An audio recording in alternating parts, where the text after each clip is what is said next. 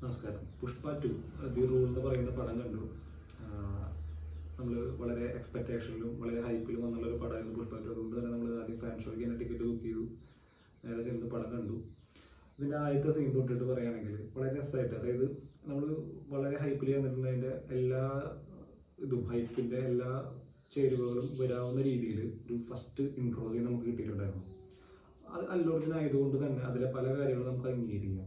അല്ലു അർജുൻ നമുക്ക് അങ്ങനെ ഒരു ലൈസൻസ് നമ്മൾ കൊടുത്തിട്ടുണ്ടെന്ന് തന്നെ നമുക്ക് തോന്നാറുണ്ട്. കാരണം അത് അല്ലു അർജുനാണ്, അല്ലു അർജുൻ അങ്ങനെ ചെയ്യും എന്ന് നമുക്ക് പ്രതീക്ഷിക്കും. അത് കഴിഞ്ഞ് കുറച്ച് കഴിയുമ്പോഴേക്കും നമ്മുടെ പ്രതിനായകനായിട്ട് നമ്മുടെ ഫഹദ് ഫാസിലും ദിഫാഫൊക്കെ കയറി വരുന്നുണ്ട്. പുള്ളി രസമായിട്ട് അത് ചെയ്തു പോകുന്നുണ്ട്. പക്ഷേ പിന്നീട് വരുന്ന നായിക രശ്മിക മന്ദാന കയറി വരുന്ന സമയത്ത് ക്രിഞ്ചോട് ക്രിഞ്ചാണ്. അത് നമുക്കൊരു മയത്തിലൊക്കെ ക്രിഞ്ച് ചെയ്തുകൂടെ ചോദിക്കാൻ തോന്നുന്ന രീതിയിലാണ് അതിൽ ക്രിഞ്ച് കാട്ടി വെച്ചിട്ടുള്ളത്. അത് കഴിഞ്ഞ് നമ്മൾ പിന്നെയും പോകുമ്പോഴേക്കും ഫഹദ് ഫാസിൽ പിന്നെയും വരും, അല്ലു അർജുനായിട്ട് കുറച്ച് രംഗങ്ങൾ വരുന്നു, അത് പിന്നെയും എൻഗേജ് ചെയ്യുന്നു, പിന്നെയും ക്രിഞ്ച് വരും. അങ്ങനെ ഫസ്റ്റ് ഹാഫ് പോയി. ഫസ്റ്റ് ഹാഫിൻ്റെ ഇൻ്റർവൽ പോർഷൻ എത്തുന്ന സമയത്ത് നല്ല ഭംഗിയായിട്ട് ആ ഇൻ്റർവൽ ഭാഗങ്ങളൊക്കെ എടുത്തു വെച്ചിട്ടുണ്ട്, വളരെ രസമായിട്ട്. അതായത് തിയേറ്ററിന് മൊത്തം ഇളക്കി മറക്കുന്ന രീതിയിൽ ആ സാധനം രസമായിട്ട് അവർ വർക്ക് ചെയ്ത് വെച്ചിട്ടുണ്ട്. അത് കഴിഞ്ഞ് ഇനി നമ്മൾ ഫസ്റ്റ് ഹാഫിൽ ഞാൻ പറഞ്ഞല്ലോ ഒരു ഗംഭീര രംഗം, ഒരു ഹൈപ്പിനൊക്കെ ഒതുങ്ങുന്ന രീതിയിലുള്ള കുറച്ച് രംഗങ്ങൾ എടുത്തിട്ടുണ്ടായിരുന്നു. ആ രംഗത്തിൻ്റെ ബാക്കി പോർഷൻസ് നമുക്ക് കാണാൻ സാധിക്കുന്ന പ്രതീക്ഷയിൽ ഇരിക്കുന്നുണ്ട്. കാരണം കഥ പോകുന്ന ആ രീതിയിലായിരുന്നു. അതിൻ്റെ കുറേ സിൻഡിക്കേറ്റ്സിൻ്റെയും മറ്റു പരിപാടികളൊക്കെ പോകുന്ന ആ രീതിയിലാണ് കഥ പോകുന്നുണ്ടായിരുന്നത്. ആ കഥ അങ്ങനെ പോയിക്കൊണ്ടിരിക്കുന്ന സമയത്ത് നമ്മൾ ആ രീതിയിൽ തന്നെ അവർ സെക്കൻഡ് ഹാഫ് തുടങ്ങുകയും ചെയ്തു ഭംഗിയായിട്ട്. അതങ്ങനെ പോയി കുറച്ച് കഴിയുമ്പോഴേക്ക് അതൊരു സീരിയലിൻ്റെ രീതിയിലേക്ക് കാര്യങ്ങൾ പോകാൻ തുടങ്ങി. അതായത് പുഷ്പരാജിന് ഇല്ലാത്തൊരു സാധനം ഉണ്ടായിരുന്നു. അത് കുറച്ചുകൂടെ പാട്ടിൽ പറയുന്നുണ്ട്. ആ പാട്ടാണ് ഒരു മഹിയില്ലാത്ത രീതിയിൽ ആ പാട്ട് അവർ ചെയ്തു വെച്ചിട്ടുള്ളത്. പുഷ്പയ്ക്ക് എന്തൊക്കെ ഇല്ല എന്ന് പറയുന്നുണ്ടായിരുന്നല്ലോ. ഇല്ലാത്ത സാധനം ഉണ്ടാക്കാൻ വേണ്ടിയിട്ട് ചെയ്ത പോലെ പരിപാടിയായി പോയി. മൊത്തത്തിൽ പുഷ്പ സാധനം ചെയ്തോടുകൂടിയിട്ട് പൊങ്ങിയില്ല, താഴത്തെ പുഷ്പ അവിടെ പൊങ്ങാത്ത അവസ്ഥയായി. ആ രീതിയിൽ ആ സാധനത്തിനെ അവർ കൊണ്ടുപോയി അത് അവിടെ അവസാനിപ്പിക്കുകയാണ്. അപ്പോൾ നമ്മൾ ഫസ്റ്റ് ഹാഫിൽ പറഞ്ഞ പോലെ നല്ല ഗംഭീരമായിട്ട് എൻഗേജ് ചെയ്ത് നിർത്തിയ ഒരു സിനിമേനെ, അതും ഹൈപ്പുള്ളൊരു സിനിമയുടെ ഫസ്റ്റ് കുറച്ച് രംഗങ്ങൾ നമ്മൾ എക്സ്പെക്ട് ചെയ്യുന്ന രീതിയിൽ വന്നിട്ട് ആ എക്സ്പെക്ടേഷൻസിനെ ഇങ്ങനെ മെയിൻറ്റെയിൻ ചെയ്ത് കൊണ്ടുപോയിട്ട് പിന്നെ അവർ എവിടേക്കോ ട്രാക്ക് മാറി പോവുകയാണ്. എനിക്ക് കാരണം തോന്നിയിട്ടുള്ളത് എന്താണെന്ന് വെച്ചാൽ ഫാഫയോട് മുട്ടി നിൽക്കാനുള്ള അല്ലു അർജുൻ്റെ പേടി തന്നെയായിരിക്കണം. കാരണം ഫാഫ എന്ന് പറഞ്ഞു കഴിഞ്ഞാൽ ഒരു നടനാണ്, നല്ലൊരു ആക്ടറാണ് എല്ലാ ഇതിലും. പക്ഷെ അല്ലു അർജുൻ എന്ന് പറഞ്ഞ കൊമേഴ്ഷ്യൽ ആക്ടറാണ്. ഒരു ചെറിയ ചേരുവകൾ മാത്രം ചേർന്നാൽ മാത്രം അഭിനയിച്ച് പോകുന്ന ഒരു നടനായിട്ടാണ് എനിക്ക് ഫീൽ ചെയ്തിട്ടുള്ളത് പൊതുവെ.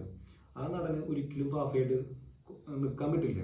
അത് തന്നെയാണ് ഇതിൽ ഉണ്ടായിട്ടുള്ള സംഭവം. കാരണം ഫാഫ കുറെ കഴിഞ്ഞപ്പോൾ ഓരോ സീനിലും ഫാഫ വരുന്ന ഓരോ സീനിലും കയ്യടിയുണ്ട്. കാരണം അദ്ദേഹം അതേപോലെ പെർഫോം ചെയ്യുന്നുണ്ട്. മലയാളികളുടെ കൺസിഡറേഷനെ പുറത്തല്ല അദ്ദേഹത്തിന് കയ്യടി കിട്ടുന്നത്, അദ്ദേഹത്തിൻ്റെ അഭിനയത്തിന് തന്നെയാണ്. കാരണം ഒരു കൃത്യമായിട്ട് ആ ഇമോഷൻ എന്താണെന്ന് നമ്മളോട് കമ്മ്യൂണിക്കേറ്റ് ചെയ്യാൻ നടൻ സാധിച്ചിട്ടുണ്ട്. നമ്മൾ അദ്ദേഹത്തിൻ്റെ പ്രീവിയസ് വർക്കിലൊക്കെ കാണാറുണ്ട്. പക്ഷെ ആ വർക്കിലൊക്കെ വരുന്ന സമയത്തും ഇവിടെ ഓപ്പോസിറ്റ് നിൽക്കുന്ന നായകൻ നടന്, അതായത് ഐക്കൺ സ്റ്റാർ എന്ന് പറയുന്ന അല്ലു അർജുന് പിടിച്ചു നിൽക്കാൻ പറ്റാണ്ടാവുകയാണ്. അവിടെ ഓരോ സീനിലും കടന്നു പോകുമ്പോഴും സ്കോർ ചെയ്ത് പോകുന്ന ഫാഫയുടെ മുമ്പിൽ പിടിച്ചു നിൽക്കാൻ പറ്റാണ്ടായിരുന്നു. ഈ പടം ഫഹദ് ഫാസിലിൻ്റെ പേര് അറിയപ്പെടുമോ എന്ന് വരെ സംശയമായി. അതുകൊണ്ടായിരിക്കണം ഫഹദ് ഫാസിലിൻ്റെ പേര് തൂക്കിയിട്ട് പിന്നെ ഒരു സീരിയലിലേക്ക് അവർ മാറ്റിയിട്ടുള്ളത്. സഹിക്കാൻ വയ്യാത്തത് പാട്ടുകളാണ്. ഒരു തരത്തിലും നമുക്ക് അംഗീകരിക്കാൻ പറ്റാത്ത ലിറിക്സും അതുപോലെ തന്നെ അതിൻ്റെ ഈണങ്ങളും. ഒരു അല്ലു അർജുൻ്റെ മുമ്പത്തെ ഈ പുഷ്പയുടെ ഫസ്റ്റ് ഇറങ്ങിയ പാട്ടുകളൊക്കെ എന്ന് പറഞ്ഞാൽ നമുക്ക് ടൈം സെറ്ററുകളായിരുന്നു. ഇതിൽ ഒരു പാട്ടും നമുക്ക് അങ്ങനെ ഫീൽ ചെയ്യുന്നില്ല. പിന്നെ പൊളിറ്റിക്കൽ കറക്റ്റ്നെസ് ഉള്ള പുഷ്പ പിന്നെ പാട്ട് സീനിലൊക്കെ വരുന്ന സമയത്ത് കാണിക്കുന്ന ഓരോ കാട്ടായി കണ്ടു കഴിഞ്ഞാൽ എന്താ അതെന്ന് ചോദിക്കേണ്ട അവസ്ഥയാണ്. അപ്പം അത്രയും വളരെ മോശമായിട്ടാണ് അതിൻ്റെ കൊറിയോഗ്രാഫിയും കാര്യങ്ങളൊക്കെ വന്നിട്ടുള്ളത്. ഒരു മസാലപ്പടമാണ്. പക്ഷേ തൊട്ട് മുമ്പാട് പറഞ്ഞു വെച്ചേണ്ട കാര്യം ഇതും തമ്മിൽ യാതൊരു ബന്ധം ഉണ്ടാവില്ല. എക്സ്പെക്റ്റഡ് ആണ്, കാരണം അത് അല്ലു അർജുനാണ്, നമുക്ക് അങ്ങനെ എക്സ്പെക്ട് ചെയ്യാം. പക്ഷെ അത് കഴിഞ്ഞ് വരുന്ന ഓരോ സീനിലും സെന്റിമെന്റ്സ് ഇതിനെ കൊണ്ടുവന്ന ഒരു പിടുത്തം നമുക്ക് കിട്ടുന്നില്ല. കാരണം അതൊരു ആക്ഷൻ പടം എന്നുള്ള രീതിയിൽ പോയിട്ട് പിന്നെ അത് ഫാമിലി ഓഡിയൻസിന് വേണ്ടി സെറ്റ് ചെയ്തതാണോ, അത് നേരത്തെ പറഞ്ഞ പോലെ ഫാഫയോടുള്ള ഭയം കൊണ്ടാണോ എന്ന് നമുക്കൊരു പിടുത്തം കിട്ടുന്നില്ല. കാരണം സുകുമാർ എന്ന് പറയുന്ന സംവിധായകൻ വളരെ ഭംഗിയായിട്ട് അതിനെ ഒരു ക്രാഫ്റ്റ് കൊണ്ടുവന്നിട്ടുണ്ടായിരിക്കണം. ചിലപ്പോൾ എനിക്ക് തോന്നിയിട്ടുണ്ടാകും നമ്മൾ സാധാരണ രീതിയിൽ പറയുന്ന പറയുകയെന്ന് വെച്ചാൽ ഒരു സ്റ്റാർഡമുള്ളൊരു നായകന് അദ്ദേഹത്തിൻ്റെ ആ സ്റ്റാർഡം നിലനിർത്താൻ വേണ്ടിയിട്ട് കൊണ്ടുവന്നുള്ള ചില കാര്യങ്ങളായിരിക്കണം. കാരണം അല്ലൊരു പറ്റുന്നില്ല ഹാഫായിട്ട് പിടിച്ചു നിൽക്കാനായിട്ട്. അത് തന്നെയാണ് പടത്തിൽ ഇങ്ങനെ എൻ്റെ ആവാനുള്ള ഏറ്റവും വലിയ കാരണം. ഇങ്ങനെ എൻ്റെ ആവാന്ന് മീൻസ് ഒരു തരത്തിലും അംഗീകരിക്കാൻ പറ്റാത്തതും അതുപോലെ തന്നെ എന്താ പറയുക, മനുഷ്യനെ അങ്ങോട്ട് നശിപ്പിച്ച് കളയുന്ന അവസ്ഥയിലേക്ക്. ഞാൻ ആ ഫസ്റ്റ് കണ്ട സീനിൻ്റെ കുറച്ച് കാര്യങ്ങൾ ഇനി സെക്കൻഡ് ഹാഫിൽ വരുള്ളൂ എന്ന് പ്രതീക്ഷിച്ചിരിക്കുമ്പോഴേക്കും അവിടെ എഴുതി കാണിച്ചു തുടങ്ങി, പടം അവസാനിച്ചു എഴുതി കാണിച്ചു തുടങ്ങി. ഇപ്പം എന്താ ഉണ്ടായി അവിടെ എന്നുള്ള അവസ്ഥയിൽ നമ്മൾ ഇരിക്കുന്നുണ്ട്. ഓഡിയൻസ് എല്ലാവരും, ഇപ്പം ഞാൻ മാത്രമേ തൊട്ട് മുമ്പിൽ അപ്പുറത്ത് പ്രതികരിക്കുന്ന ഓഡിയൻസ് ഒക്കെ അങ്ങനെ തന്നെ ഇരിക്കുന്നുണ്ടായിരുന്നു. പിന്നെ ഇതൊരു തിയേറ്റർ എക്സ്പീരിയൻസ് അർഹിക്കുന്ന ഒരു സിനിമയാണ്. ഏത് തരത്തിലാണെന്ന് ചോദിച്ചു കഴിഞ്ഞാൽ നമ്മൾ ഇതിൻ്റെ ഓരോ ക്രിഞ്ച് സീനിലും എൻ്റെ ഓഡിയൻസ്, ഇപ്പം ഞാൻ ഇരുന്ന തിയേറ്ററിലെ ഓഡിയൻസ് എന്ന് പറയുന്നത് വളരെ നല്ല വൈബുള്ള ഓഡിയൻസ് ആയിരുന്നു. ഗിരിജ തിയേറ്ററിലാണ് ഞാൻ പടം കണ്ടത്. അതിൻ്റെ ഓഡിയോയും എല്ലാ കാര്യങ്ങളൊക്കെ ഗംഭീര രസമായിരുന്നു. അപ്പോൾ അതിനൊപ്പം തന്നെ ഈ ഓഡിയൻസിൻ്റെ ഭാഗത്തുള്ള കൗണ്ടറുകൾ, ഈ ക്രിഞ്ച് അടിച്ച് വരുന്ന സമയത്ത് ഇന്നത്തെ ഓഡിയൻസ് അത് സ്വീകരിക്കും എന്നുള്ള ഒരു തെറ്റിദ്ധാരണയ്ക്ക് നല്ല രസമായിട്ട് അവർ മറുപടി കൊടുത്തിട്ടുണ്ട്. എല്ലാവരും തൃശ്ശൂരത്തെ പിള്ളേർ ഗംഭീരമായിട്ട് നോക്കി. തൃശ്ശൂരത്തെ പിള്ളേർ മാത്രമാണോ എന്നുള്ളത് ഇനി സമീപ സമയത്ത് ഇനി അറിയാൻ പറ്റും. കാരണം ഒരു മയല്ലേ ഇതിനൊക്കെ, ക്രിഞ്ചിനൊക്കെ ഒരു മയല്ലേ.